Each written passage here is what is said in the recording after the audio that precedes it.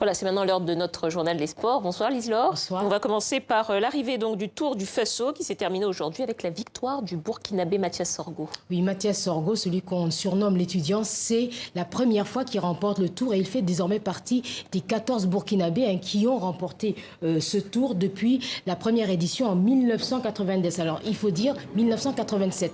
Alors, il faut dire que la pression était forte sur les épaules du maillot jaune, car ce matin, avant le départ de la dernière étape, il a été reçu avec certains de ses coéquipiers et quelques officiels par le président de la République, le président Kaboré.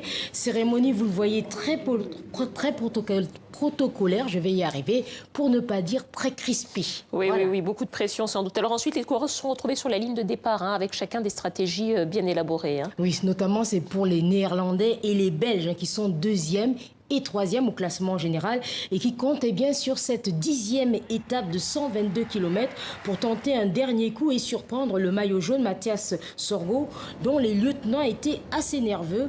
Au kilomètre 20, 4 coureurs prennent le large devant une foule en délire et parmi eux, Salifou Yarbanga, fidèle soldat de Mathias Sorgo qui essaie de contrôler cette échappée, mais à quelques kilomètres de l'arrivée, ils se font rattraper par le peloton. Au final, le Belge Timmy Debouze emporte au sprint cette dernière étape du jour. Mais le héros du jour, c'est Mathias Sorgo qui garde son maillot jaune et qui sera, vous allez le voir, porté en triomphe par ses coéquipiers. Cela faisait 2 ans qu'un Burkinabé n'avait plus remporté ce tour. On écoute la joie du vainqueur. Sincèrement, je suis un homme comblé parce que pour moi, c'était un rêve de remporter le Tour du Faso.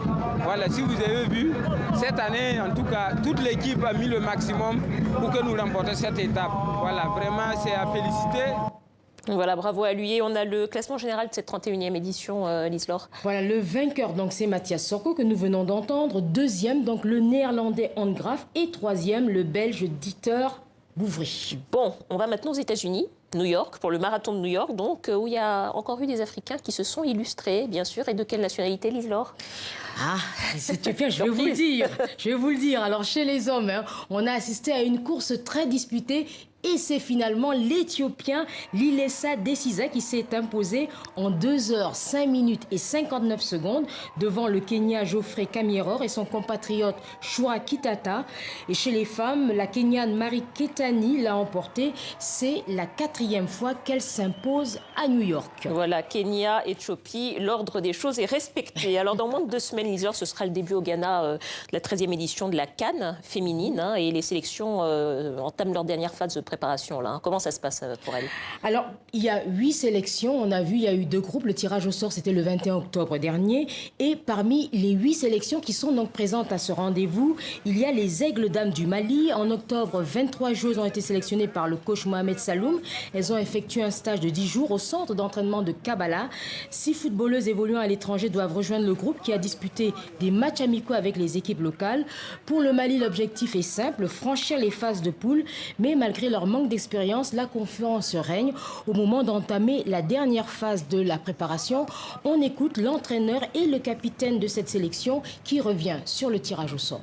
Nous sommes en train de travailler sur les aspects surtout allant vers le jeu, en même temps la concentration et surtout la finition devant le but.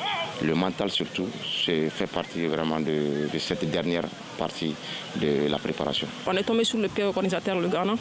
Certes, ce n'est pas du tout facile de jouer avec le pays organisateur. Elles ont une très bonne équipe techniquement et vivace. Le Cameroun, sur le plan technique, elles sont fortes et physiquement. L'Algérie, c'est une équipe adversaire redoutable parce que quand tu vois les affrontements entre le Mali et les pays maghrébins, ce n'est pas du tout facile. Mais on a beaucoup à apprendre sur les entraînements et ce qu'on a appris sur les entraînements, on va les appliquer. Je pense que nous allons nous en sortir.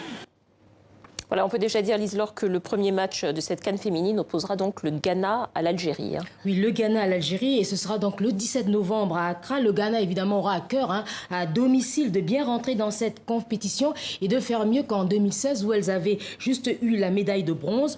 Du côté de l'Algérie, c'est la 5e participation à la CAN, et les Ladies Fennec ne pourront pas compter sur leur meilleure buteuse, Naïma Boueni. 35 ans, c'est la meilleure attaquante, et elle s'est blessée lors d'un match amical contre le Maroc. Elle doit être opérée de la cheville. Alors, et pour, je dirais, pour les passionnés de foot féminin, peut-être vous. Bien sûr, Lise-Laure. Voilà. Depuis que je fais cette chronique avec vous, je suis devenue une passionnée de foot. C'est parfait. Alors, si vous voulez en savoir plus sur le football féminin, notamment algérien, je vous invite à découvrir le livre de Mohamed Bouguera qui a été publié aux éditions Mediasport à Alger. Il s'intitule « Le guide des Vertes » et il réalise les portraits de 49 femmes et hommes qui ont construit et façonné cette équipe algérienne. C'est notamment également l'occasion de découvrir les petites anecdotes autour d'un sport, il faut le dire, qui est encore peu médiatisé en Algérie. Eh bien, je regarderai ça. Merci Lise-Laure, à la semaine prochaine.